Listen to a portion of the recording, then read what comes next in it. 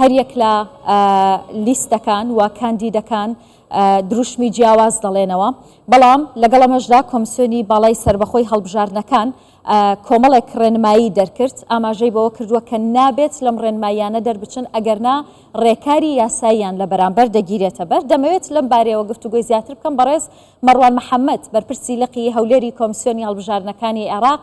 میوانم دەبێت ئەم کاتت باش، زۆر سپاس بۆ ئامادەبوونت لەگەڵم. کاک مەڕوان، دەمەوێت پێم بڵێ کە ئەمڕۆ یەکەم ڕۆژی بانگەشەی هەڵبژاردن بوو، چۆن بەڕێوە چوو؟ زۆر سپاس خاتون.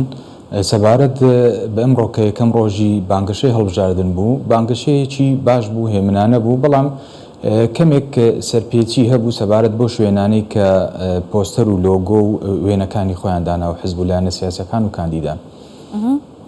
سەرپێچیەکان زۆر بوون، چەند پێشەلکاری تۆمار کراوە؟ تا ئێستا بەشێک لە پێشهێڵکاریەکان تۆمار کراوە. ئێستا کە لەگەڵ پارێزگا و لەگەڵ شارەوانی هەوڵی ئەوە دەدەین کە ئەو ڕێنماییانی کە پێشتر دەرچووە پێداچوونەوەک بکرێتن سەبارەت بە یەک بەڕگا ئەوش کە بابەتی جەزری وەسەتیە. بۆچی ئەتانەوێت پێداچوونەوە بۆ بڕگەیەدا بکەن کە ئەمڕۆ بانگەشە دەستی پێکردو و ئێوە پێشتر ڕێنماییەکانتان دەرکرد بوو؟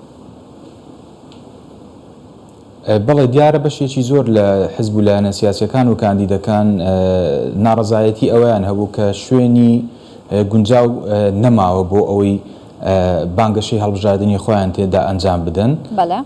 لەبەر ئەوە تەنها جەزرە وەسەتیەکان ماوە. جەزرە وەسەتیەکانش خۆتان دەزانن، ینی بەشێکی زۆر لە با بڵێن مەسرەفی لێکراوە لە سەوزایی، لە نەمام، لە ئەو کارانی کە بۆی کراوە.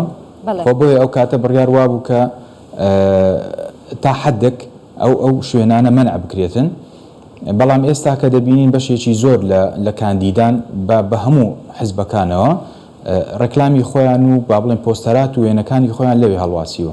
باشە کاک مەڕوان، ئیشی ئێوە وەکو کۆمیسیۆن تا ڕۆژی هەڵبژاردن چییە بێ؟ ئێوە چیەکەن؟ وڵی ئیشەکانی ئێمە جۆرا و جۆرن، جەنابەت نازانم مەبەستت لە کامە ئیشە. چۆن چاودێری کاندید و لیستەکانەکەن، چۆن چاودێری ئەو پێشەلکاریانەکەن، ئەو ڕێکارانی دەیانگرنە بەربەرامبەریان چییە بن تا ڕۆژی هەڵبژاردن یاخود دوای هەڵبژاردن دەبێت؟ مەبەستمەوەیە. سەبارەت بە بانگەشەی هەڵبژاردن تەبعاً ئێمە لیجانی تایبەتمان هەیە چاودێری ئەو پرۆسەیە دەکاتن. لە حاڵەتی ئەوەی کە خەرقێک دەکرێتن، مخالفەیەک دەکرێت، سەرپێچی دەکرێتن، بە تەکید لیجانەکانی خۆمان بە دوواداچوون دەکەن و راپۆرتی خۆیان بەرز دەکەنەوە بۆ لیژنەی مەرکەزی.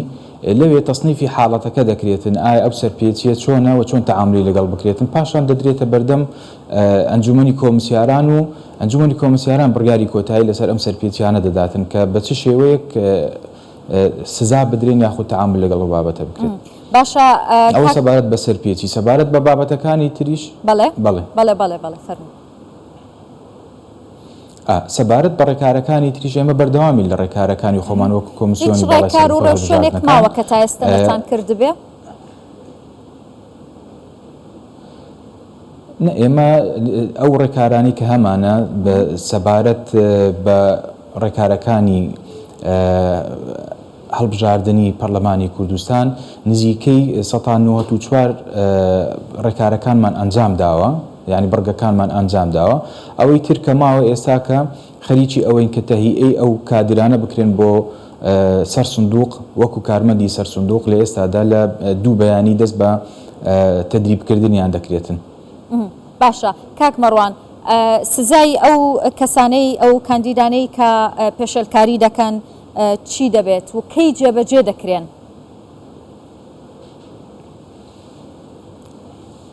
بەڵێ ئێمە باشتێک بزانین ئەو سزایی کە هەیە سەرچاوەکەی یاسای پەرلەمانی کوردستانە، یاسای هەڵبژاردننی پەرلەمانی کوردستان لەوێەوە وەرگیراوە. ئەمە دوو مادەمان هەیە لە یاسای هەڵبژاردننی پەرلەمانی کوردستان. مادەی 25 کە باسی حملەی انتخابی دەکاوە، مادەی 57 کە باسی جەرائیمی انتخابی دەکاتن. لەو دوو مادەیە باس لە بابەتەکان کراوە لە حاڵەتی سەرپێچی چۆن تەعامل لەگەڵ سەرپێچیەکە دەکرێت و سزاکە چۆن دەبێتن. زۆر سپاس دەکەم بەڕێز مەڕوان محەممەد، بەرپرسی لقی هەولێری کۆمسیۆنی هەڵبژارنەکانی عێراق. زۆر سپاس.